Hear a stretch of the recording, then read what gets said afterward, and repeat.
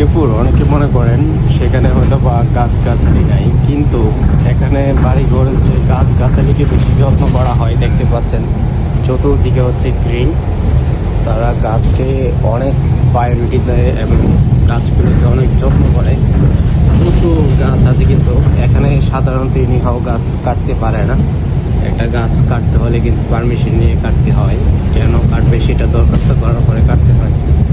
দেখতে পাচ্ছেন এখানে, কারণ গাছ হচ্ছে আমাদের অক্সিজেন যোগায়, সেই জন্য তারা গাছ এবং গ্রিন এরিয়াকে খুব প্রাধান্য দেয়।